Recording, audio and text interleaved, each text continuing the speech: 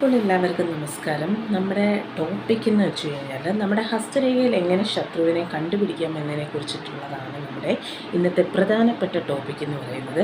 അപ്പോൾ നമ്മുടെ കയ്യിൽ ഒളിഞ്ഞിരിക്കുന്ന ശത്രു ആരാണ്, എങ്ങനെയാണ് നമുക്ക് മനസ്സിലാക്കി എടുക്കാൻ എന്നതിനെ കുറിച്ചിട്ടാണ് നമ്മളിന്നിവിടെ ടോപ്പിക്കായിട്ട് എടുത്തിരിക്കുന്നത്.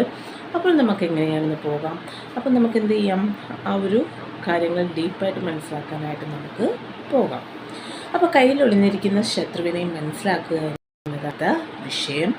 അപ്പം നമ്മുടെ ഹസ്തരേഖാ ശാസ്ത്രത്തിൽ നോക്കിക്കഴിഞ്ഞാൽ ഏറ്റവും കൂടുതലും നമ്മുടെ അല്ലെങ്കിൽ നമ്മുടെ കയ്യിലെല്ലാം തന്നെയും ചില രേഖകളും അടയാളങ്ങളെല്ലാം തന്നെയും ചുറ്റിപ്പറ്റി കിടക്കുന്ന ഒന്നാണെന്ന് നമുക്ക് പറയാൻ പറ്റും. ആ തെറ്റി കിടക്കുന്ന ബേസിൽ നിന്നെല്ലാം തന്നെ നമുക്ക് ശത്രുക്കളെ മനസ്സിലാക്കി എടുക്കാനായിട്ട് സാധിക്കുന്നു. ഒന്നാമത്തേന്ന് വെച്ച് കഴിഞ്ഞാൽ എന്താണ്, ജീവരേഖയാണ്. അപ്പം നമ്മുടെ ഈ ജീവരേഖയെന്ന് പറയുന്നത് എന്താണ്, ഏറ്റവും കൂടുതലും നമ്മുടെ ആയുർരേഖയിൽ കണക്ട് ചെയ്ത് എന്തെങ്കിലും ഒരു ഇഞ്ചു ചിഹ്നം ഉണ്ടെന്നുണ്ടെങ്കിൽ നമുക്ക് ശത്രുക്കൾ ഉണ്ട് എന്ന് നമുക്ക് മനസ്സിലാക്കാൻ സാധിക്കുന്നു.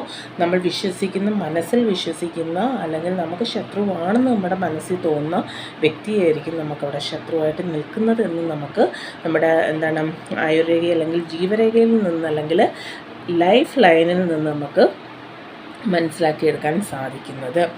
അതുപോലെ തന്നെ നമ്മുടെ ഹൃദയരേഖ നോക്കിക്കഴിഞ്ഞാൽ ഹൃദയരേഖയിൽ എന്തെങ്കിലും മുറിവുകളോ പെട്ടെന്നുണ്ടാവുന്ന ചതവുകളോ അല്ലെങ്കിൽ എന്തെങ്കിലും ഒരു പ്രശ്നം പെട്ടെന്നുണ്ടായിക്കഴിഞ്ഞാൽ ആ രേഖയിൽ മുറിവ് ചതവുകൾ ഏറ്റവും കൂടുതലും കാണുകയാണെന്നുണ്ടെങ്കിൽ ബന്ധങ്ങളിൽ നിന്നുള്ള വഞ്ചനയും അടുത്തുള്ളവരിൽ നിന്നുള്ള വഞ്ചനകൾ ഏൽക്കുകയും അതുമൂലം നമുക്ക് ശത്രുക്കൾ ഉണ്ടാകുന്നു എന്നതാണ് നമുക്ക് പറയാൻ സാധിക്കുന്നത്.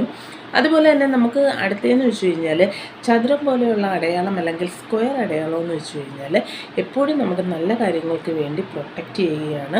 അപ്പോൾ അവിടെ ശത്രുക്കൾ ഉണ്ടെങ്കിൽ പോലും നമ്മൾ എന്ത് ചെയ്യുന്നു, നമ്മുടെ വലയം പ്രൊട്ടക്റ്റ് ചെയ്യുന്നു എന്നതാണ് ഇവിടെ കാണിക്കുന്നത്. പിന്നെ അതുപോലെ തന്നെ ചെറിയ സ്റ്റാറുകൾ ഉണ്ടെങ്കിലും നമുക്ക് എന്ത് ചെയ്യാൻ പറ്റുന്നു, നമ്മുടെ ശത്രുക്കൾ ഏതാണെന്നും അല്ലെങ്കിൽ ആ ഒരു വലിയ പ്രശ്നങ്ങൾ ഉടലെടുക്കുന്നില്ല എന്ന് നമുക്ക് മനസ്സിലാക്കിയെടുക്കാനായിട്ട് സാധിക്കുന്നു. അപ്പം പിന്നെ അതുപോലെ തന്നെ നമ്മുടെ ഹൃദയരേഖയിൽ നിന്നും ആയുർരേഖയിലേക്ക് ചെറിയ ലൈനുകൾ കണക്ട് ചെയ്ത് പോവുകയാണെന്നുണ്ടെങ്കിൽ ബന്ധുക്കളിൽ നിന്നുള്ള ശത്രുക്കൾ കൂടുതൽ വരുന്നതായിട്ട് നമുക്ക് കാണാൻ സാധിക്കുന്നു. അതുപോലെ തന്നെ ആയുർരേഖയുടെ ഇപ്പുറത്ത് നമുക്ക് ആ ഒരു നമ്മുടെ ചന്ദ്രമണ്ഡലത്തിലും രേഖകളുണ്ടെന്നുണ്ടെങ്കിൽ നമുക്ക് ശത്രുക്കളെ മനസ്സിലാക്കിയെടുക്കാനായിട്ട് സാധിക്കുകയാണ് ചെയ്യുന്നത്.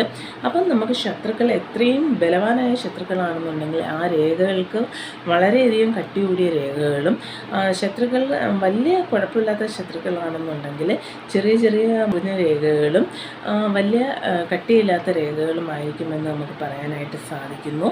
അപ്പോൾ നമ്മുടെ ഇന്നത്തെ ടോപ്പിക് എന്ന് വെച്ച് കഴിഞ്ഞാൽ ശത്രുവിനെ എങ്ങനെ കണ്ടുപിടിക്കാം എന്നതിനെ കുറിച്ചിട്ടുള്ള ടോപ്പിക്കായിരുന്നു. അപ്പോൾ എല്ലാവർക്കും ഇഷ്ടപ്പെടും എന്ന് വിശ്വസിച്ചുകൊണ്ട് ഞാനിവിടെ ടോപ്പിക്ക് ഇവിടെ വൈൻഡപ്പ് ചെയ്യുകയാണ്. Okay, bye bye.